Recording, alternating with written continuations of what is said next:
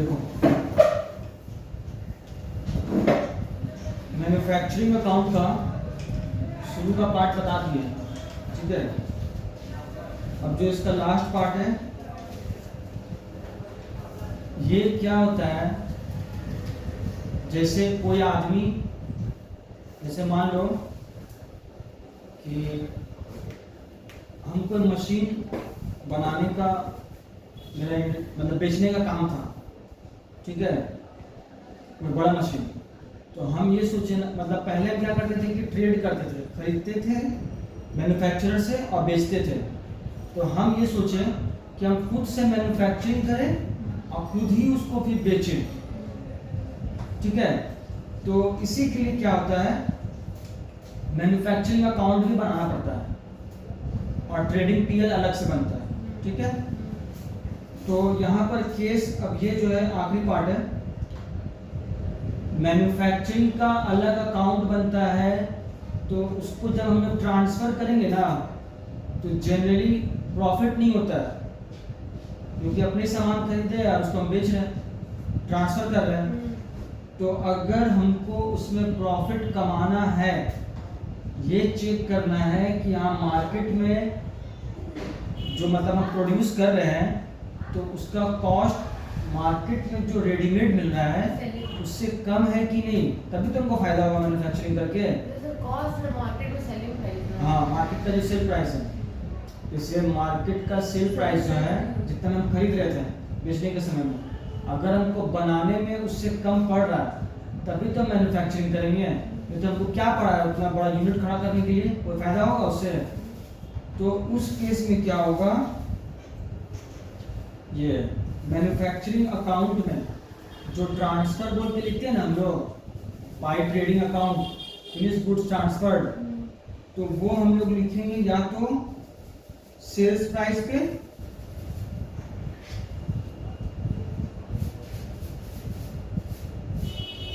ठीक है, sales price पे लिखेंगे या फिर cost plus a fixed percentage of profit. अब सेल्स प्राइस कब लिखते हैं और cost plus fixed percentage of profit कब उसमें ऐसा शो करते हैं लोग। देखो सेल प्राइस वो तो सेलिंग प्राइस है, हम लोग उसको एक हिसाब से लिखते हैं। वहां पर वेयर हाउस का जो खर्चा है ना वो ट्रेडिंग अकाउंट में दिखाते हैं, ठीक है, क्योंकि वो फिनिश्ड गुड्स जो प्रोड्यूस हो जाता है उसको हम लोग रखते हैं गोडाउन में, उसी को वेयर हाउस बोलते हैं। और एक होता है फैक्ट्री का खर्चा, तो वो तो मैन्युफैक्चरिंग में ही दिखाएंगे। ये क्लियर हो गया?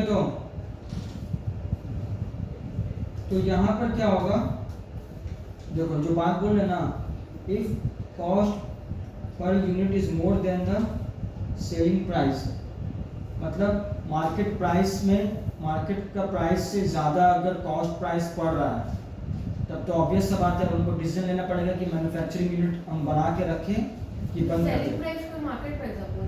हाँ, जैसे याद देखो, अगर मार्केट प्राइस, मार्केट में फिनिश गुड्स हमको वही चीज़ अगर कम में मिल रहा है तो हम इतना झमेला करने क्यों सरदर्द पाने के लिए बैठेंगे मैन्युफैक्चरिंग यूनिट बढ़ाने के लिए।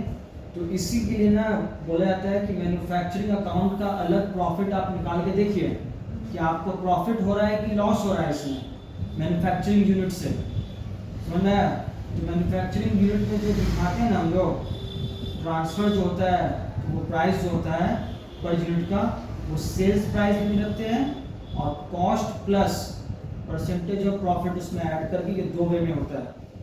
तो सेल्स प्राइस में मान लो कि अगर मार्केट प्राइस से ज़्यादा हो रहा है कॉस्ट, ठीक है, तो सेल्स प्राइस नहीं रखेंगे हम लोग, तब उस समय क्या करेंगे, कॉस्ट जितना रहेगा उसमें एक fixed percentage of profit add कर देंगे, मतलब मनमानी कुछ हिसाब साफ करके नहीं कि हाँ हमको इतना में वहाँ पे दिखाना है,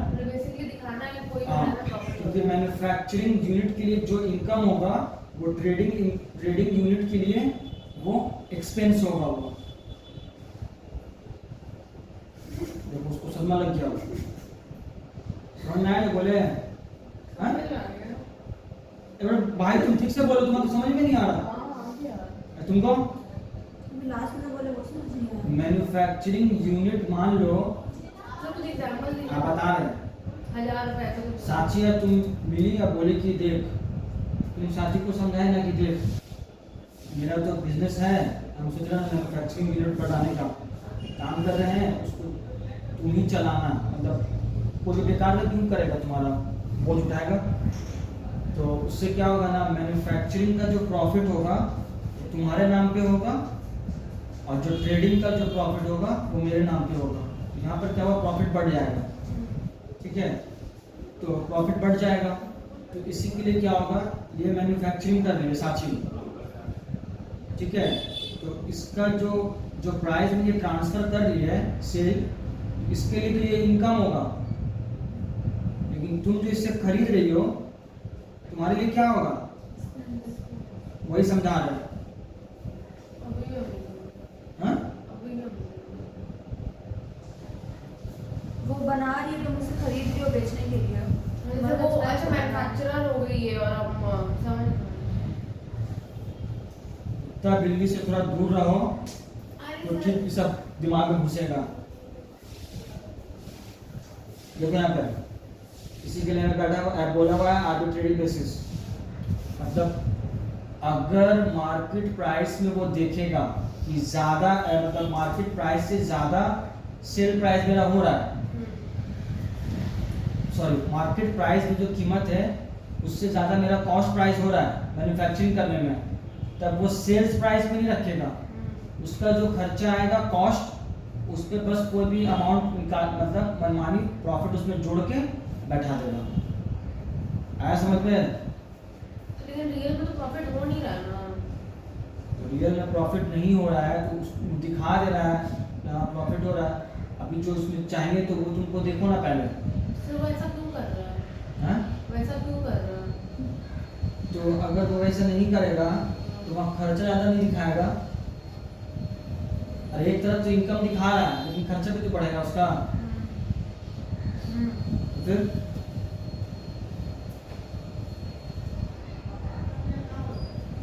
अब है दूसरा पार्ट, ये चीज समझ में आ गया। तो अब जो बात बोले वो यहाँ लिखा हुआ है, ठीक है, वीडियो में रिकॉर्डिंग हो रहा है। अब क्या है, मान लो कि मैन्युफैक्चरिंग यूनिट से ट्रांसफर हुआ है ट्रेडिंग में, उसमें कुछ प्रॉफिट ऐड हुआ रहता है कॉस्ट प्राइस पे, तो वो जो है तुम बिका नहीं है मान लो ईयर के एंड में, तो वो क्या है, अनरियलाइज्ड प्रॉफिट है। प्रॉफिट तो रियलाइज नहीं ना होगा, लेकिन तुम तो उसको स्टॉक ऐसे ले रही हो ना, खरीद रही हो, तो क्लोजिंग स्टॉक जो बचेगा तो वो क्लोजिंग स्टॉक को लिखते समय ना उसमें से अनरियलाइज्ड प्रॉफिट को माइनस करना होगा। आ गया समझ में? जो प्रॉफिट अलग से जोड़ा था उसका। हाँ, जितना में तुम मैन्युफैक्चरर से तुम खरीदी हो ना, हम बता रहे अगर उसका कॉस्ट प्राइस ज़्यादा निकल रहा है उसके मार्केट प्राइस से, तो वो जो फिर वो ऐड करता है परसेंटेज, अगर बिका नहीं तो वो उसको माइनस कर देगा ना, नहीं कर रहा ना, प्रॉफिट को लेस कर देगा। हाँ, तुमको समझ में आया?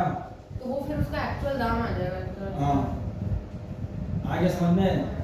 अब देखो एक ही सम है, इसको करने में थोड़ा समय लगेगा, पहले पढ़ते हैं हम,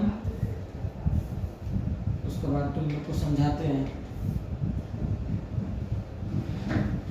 leak and Beam work in partnership as lawn mower. Lawn mower होता है जिससे घास काटने वाला मशीन होता है ना, उसी को बोलते हैं, उसका ये लोग मैन्युफैक्चरिंग कर रहा है। तो Leek being responsible for the factory, Leek क्या किया, फैक्ट्री का रिस्पॉन्सिबिलिटी लिया है, संभालेगा। And being for the warehouse, ये ट्रेडिंग का रिस्पॉन्सिबिलिटी लिया है। All completed lawn mowers were transferred from the factory to the warehouse at agreed prices.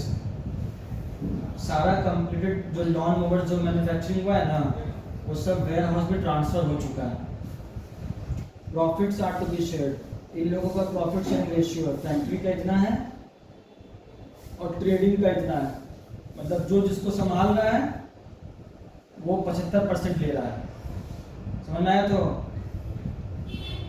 अब देखो ट्रायल बैलेंस ये कैपिटल अकाउंट लीग का 48,000 है, बीम का 49,000 है। ये ड्राइंग्स है, ये चारों आइटम बैलेंस शीट का है।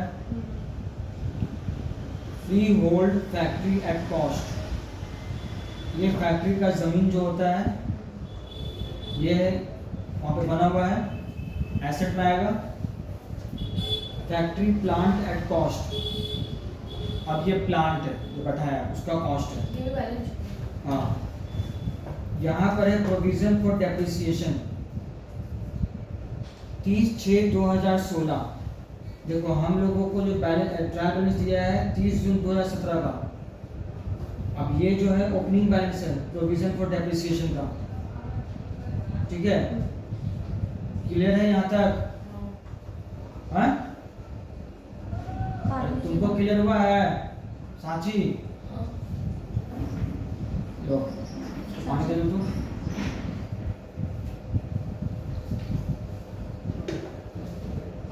हो गया? अब देखो डिलीवरी ब्रांच एट कॉस्ट, ये भी एसेट है और ये प्रोविजन है, प्रोविजन फॉर डेप्रिसिएशन। हाँ, स्टॉक एट 30 जून 2013 लिखा है ना, ये बदतमीज लोग अंधा हो गया, इसको जो है 16 कर दो। यहाँ पे उसमें दो हाँ? इसको पहले करेक्ट करो, 2016 करो, 2013 को।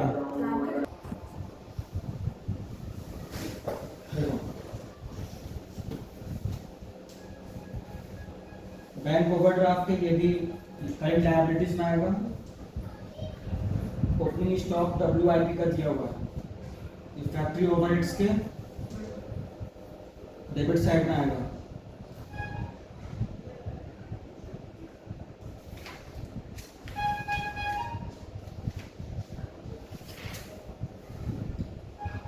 लॉन मोवर्स कंप्लीटेड 1200 यूनिट्स जो है कंप्लीट किया है, ठीक है?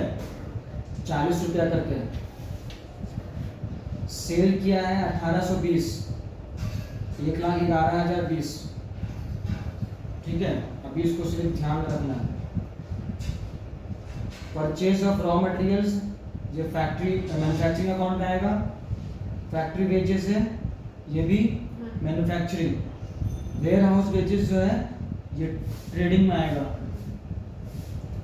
मतलब है ना PL में। एक्सपेंसेस फैक्ट्री जो है ये मैन्युफैक्चरिंग में आएगा, वेयर हाउस का एक्सपेंस PL में आएगा।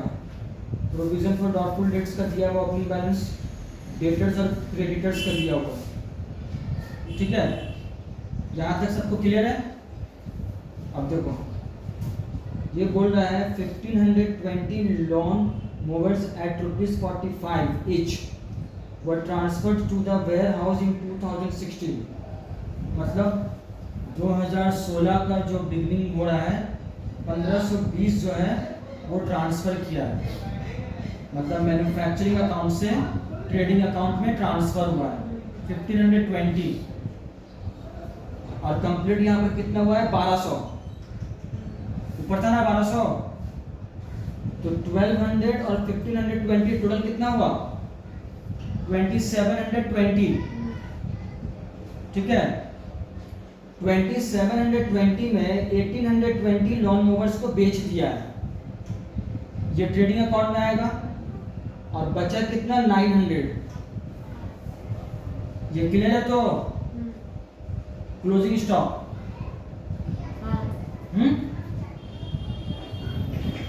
900 जो बचेगा, तो ये बोल दिया ना लॉन मूवर्स। नीचे में जो दिया है वो ईयर के स्टार्टिंग में 1520 बना के उसको दे दिया, और फिर एंड होते होते 1200 और बना के दे दिया। हाँ, ट्रांसफर्ड हुआ है सिर्फ 1520। और वो भी 1200। हाँ, तो 1200 हुआ है, 1200 क्या बोलते हैं इसको, ये भी ओपनिंग है जो कंप्लीट हो गया, क्योंकि ऊपर में लिखा है all completed lawn mowers were transferred from the factory to the warehouse. समझ में आया? जितना भी कंप्लीट हुआ है सब ट्रांसफर हुआ है वेयर हाउस पे। ठीक है 1200 भी ओपनिंग है ना। हाँ ये ओपनिंग है 1200 जो है। टू ओपनिंग स्टॉक बोल के लिखेंगे ट्रेडिंग अकाउंट में।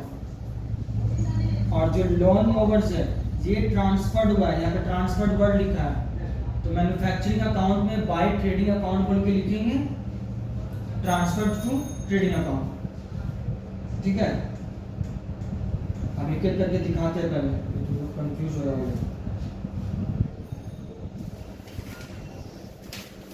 देखो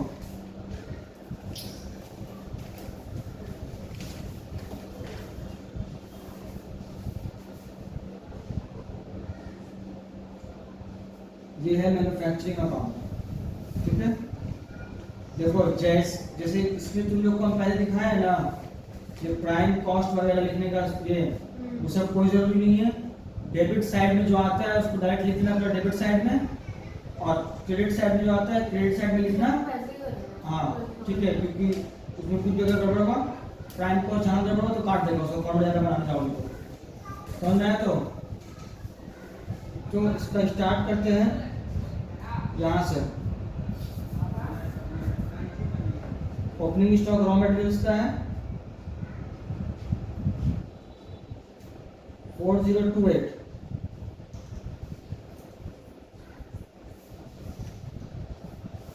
ओपनिंग स्टॉक WIP का है, ये रॉ मटेरियल्स लिखना पड़ेगा। ठीक है,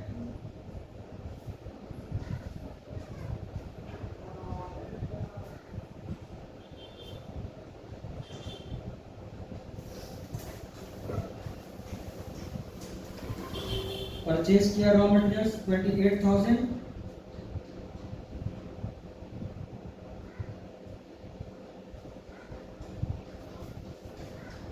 $28,650। अब है फैक्ट्री वेजेस।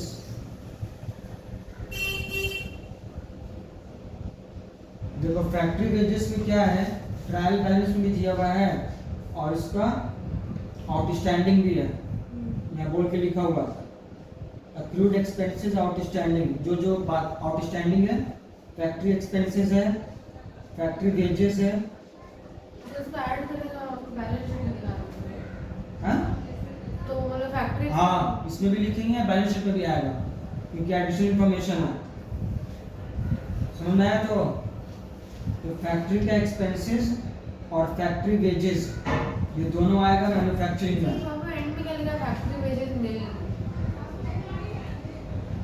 गलत लिख दिया है, हाँ गलत लिख दिया है वो।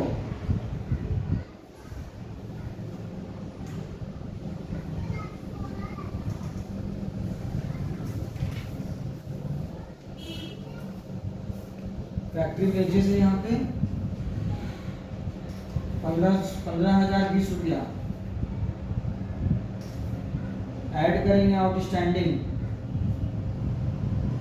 280 रुपया।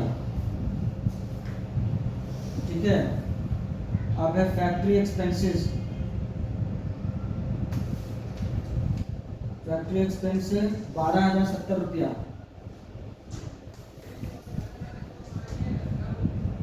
और यहाँ पर 2,090 रुपया आउटस्टैंडिंग है।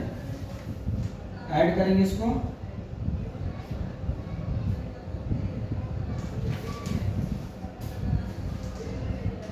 ये हो गया। अब है स्टॉक ऑफ रॉ मटेरियल्स, मतलब रॉ मटेरियल्स का क्लोजिंग स्टॉक और WIP का क्लोजिंग स्टॉक लिखना है, इस साइड में लिख देंगे। Closing stock of raw materials कितना है भाई? 3180 रुपया। WIP का 5,050 रुपया। क्लियर हो गया? तो अब है यहाँ पर डेप्रिसिएशन। तो देखो फैक्ट्री प्लांट जो है ना, उसका 10% डेप्रिसिएशन चार्ज होगा। ये स्ट्रेट लाइन बेसिस पे है, ऑन कॉस्ट बोला है, तो यहाँ पर एक्यूमुलेटेड डेप्रिसिएशन को हमको लेस करने का जरूरत नहीं है। ठीक है, प्रोविजन फॉर डेप्रिसिएशन जो दिया हुआ है ना, ये अगर WDV मेथड में होता तो कॉस्ट से लेस करने के बाद जो वैल्यू आता उस पे चार्ज होता है डेप्रिसिएशन। तो ये स्ट्रेट लाइन बेसिस पे है, तो डायरेक्ट 25,750 पे चार्ज होगा डेप्रिसिएशन, ठीक है, 10%। तो कितना होगा देखो कैलकुलेट करके,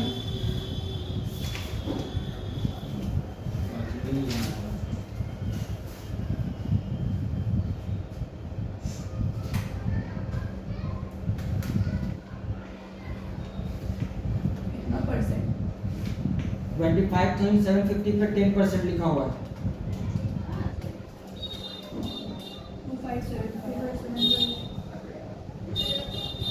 2575 आया, ठीक है। ट्रांसफर्ड हुआ है लोन में 1520, ट्रांसफर्ड टू ट्रेडिंग अकाउंट। तो ये क्या ट्रांसफर किया?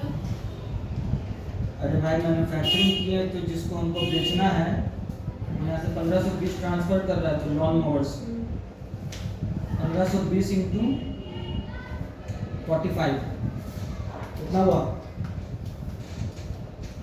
68,000। 68,400।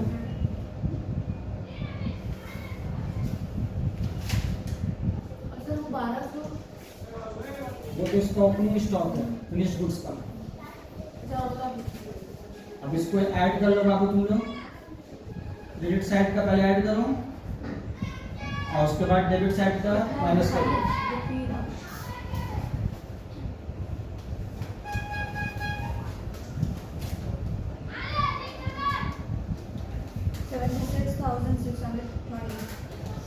हाँ? इस साइड का 76,630। सर 76630।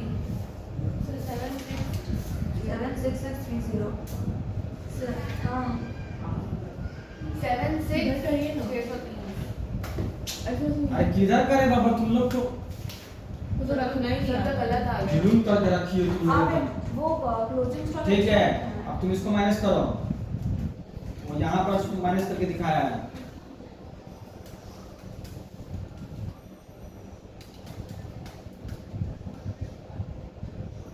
पानी में पानी मार देना, उसको ध्यान में रखो।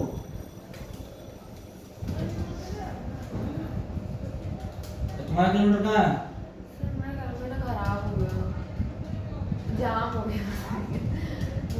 हंसो मत बेकार का तुम लोग। 851 सर।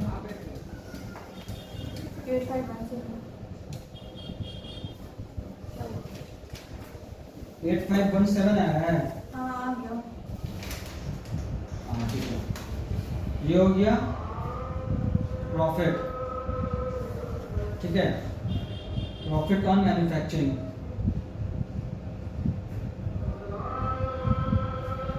टोटल कितना बोल रहे थे तुम लोग? 76630। एक और 6 लिखिए और 30। अरे हाँ अरे ये तीन को तुम ऐड करो ना भाई।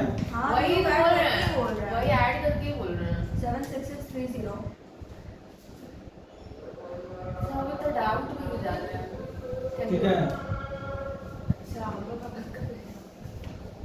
एक्चुअली जो बोल देता है उसका डाउट ही होता है, तुम लोग जो बोलता है उसका डाउट रहता है। सर हम लोग का गुडविल खराब हो गया। तुम लोग अब देखो, अब जो है सब क्लियर है, इसको तुम लोग को कॉपी कर लेना चाहिए था क्योंकि वर्किंग्स नहीं दिया हुआ है इसका, मिसिंग है। अब जो ये चीज है ये सिंपल है, ये ओपनिंग स्टॉक वहां से घटाया है 48,000 जो 1200 का था, और ये जो है 1520 लॉन्च जो ट्रांसफर हुआ है 68,400 का, क्लोजिंग स्टॉक बचा 900। सर बट अब तो मैन्युफैक्चरिंग के लिए तो अलग से ओपनिंग स्टॉक बैठा ही नहीं, तो यहाँ पे भी वापस क्यों कर रहे हैं? अच्छा फिनिश गुड्स का ये ट्रेडिंग भी अकाउंट है। बैठे बैठे सो रही थी मालूम है, सो गाना तो सो रही थी, ये अपना झुक के सो रही थी, बैठे बैठे सो रहा था। क्या बोलने वाले बोलवा दो। अब देखो यहाँ पर ना स्पेसिफिकली मेंशन कर दिया है lawn mowers in stock at the end of the year to be valued at 45 each. अगर ये नहीं बोलता ना ऐसा, तब क्या होता, 5 रुपये हटा देते हैं, ठीक है। क्योंकि 40 रुपये यहाँ पे लिखा हुआ है ओपनिंग स्टॉक। क्या बोलते हैं? क्लोजिंग स्टॉक ये बोल दिया है यहाँ पर कि 45 रुपीज़ में आपको बैठाना है। इसी के लिए कॉस्ट प्लस प्रॉफिट का जो अमाउंट था उसके साथ क्लोजिंग स्टॉक दिखा रहे हैं। अदरवाइज जो शुरू में बताए थे कि प्रॉफिट हटा के क्लोजिंग स्टॉक दिखाते हैं तो वैसे ही दिखाते हैं, तो वो 40 रुपीज़ होता। समझ में आया?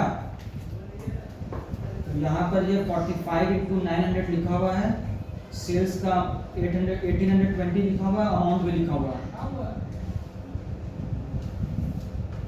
डेप्रिसिएशन में मोटर व्हीकल्स जो है वो पीएल में आएगा, वेयर हाउस का वेजेस है वो भी पीएल में, expenses outstanding PL.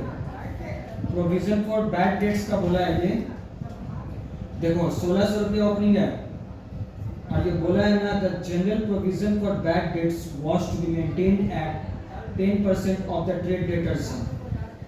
10% trade debtors का निकालेंगे तो आएगा 1800 रुपया। अब bad debts for the year 230 June 2017 have already been written off against last year's provision। ये क्या किया है ना, ये सेट ऑफ वाला सिस्टम से किया था, तो वो ना माथामारी नहीं करना तुम लोग को। बैड जितना वो था ना वो बैड डेट्स में ले लिया है, उसको दिखाना नहीं है।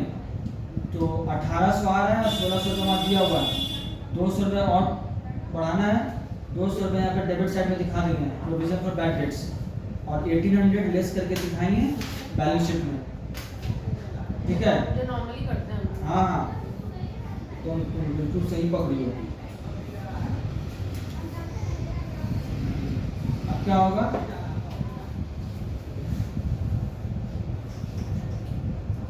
ये लेस के ये प्रॉफिट आ गया, नेट प्रॉफिट जिसको बोलते हैं, नेट ट्रेडिंग प्रॉफिट 16,180 रुपया। ठीक है, अब क्योंकि ये पार्टनरशिप में ये लोग किया था तो ये लोग अपना शेयर करेगा, तो ये जो इसको बिलो द लाइन बोलते हैं। ठीक है, ये प्रोविजन फॉर बैड डेट्स नहीं समझ आ रहा है। 1600 था, 1800 निकल रहा है अभी, 18,000 का 200 रुपये इंक्रीज कर दिया है। 200 रुपये इंक्रीज किया है तो 200 रुपये बढ़ा दिया यहाँ पे। करंट है 1800 मेंटेन करना है तो माइनस कर दो। हाँ, तो यहाँ पर क्या हुआ फिर, फैक्ट्री का जो प्रॉफिट था ये यहाँ पर लिखिए, और जो ट्रेडिंग का प्रॉफिट था वो यहाँ लिखे, दोनों हो गया। अब इन दोनों में फैक्ट्री का प्रॉफिट में जो शेयरिंग था वो सिर्फ फैक्ट्री का प्रॉफिट 85,117 को 75% 25% यहाँ बांटेंगे, और ट्रेडिंग का प्रॉफिट को फिर ऐसे ऐसे अलग अलग बांटेंगे। समझ में आ गया? तो नॉर्मली जो प्रॉफिट बैलेंस शीट हम लोग करते हैं ना, कैपिटल अकाउंट है, दोनों का प्रॉफिट है, और ड्राइंग्स दिया हुआ था वो लिस्ट कर देंगे। करंट लायबिलिटीज है, बैंक अकाउंट में सिर्फ नेट प्रॉफिट ही ऐड होगा ना। हाँ, कैपिटल अकाउंट में सिर्फ नेट प्रॉफिट ही ऐड होगा ना। क्यों नेट प्रॉफिट ऐड होगा? ये दोनों का तो प्रॉफिट अलग अलग है। लीग का है 6388, फैक्ट्री का प्रॉफिट, दोनों का नेट प्रॉफिट ऐड होगा। हाँ तो अलग अलग दिया हुआ है। मैन्युफैक्चरिंग का प्रॉफिट नहीं ऐड होगा। अरे तो यही तो दिखाया है मैन्युफैक्चरिंग का फैक्ट्री प्रॉफिट जो है।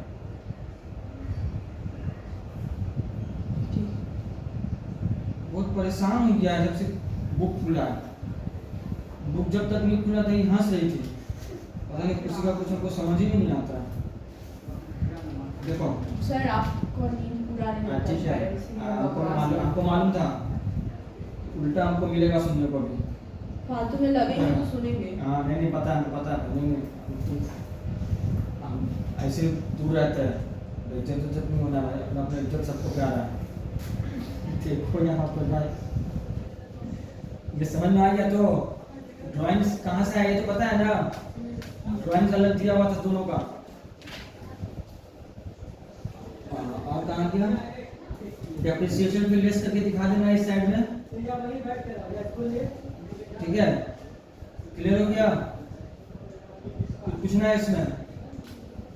एक्रूड एक्सपेंसेस, आउटस्टैंडिंग एक्सपेंसेस जो टोटल था वो एक ही जगह पे लिख के टोटल करके मैं बैठा सकते हैं हम लोग, अलग अलग लिखने का दरकार नहीं है। क्लोजिंग स्टॉक है रॉ मटेरियल्स का, WIP का, फिनिश्ड गुड्स का, वो सब यहाँ बैठाना होगा। ठीक है, पूछना है इसमें किसी को, कोई सवाल नहीं है?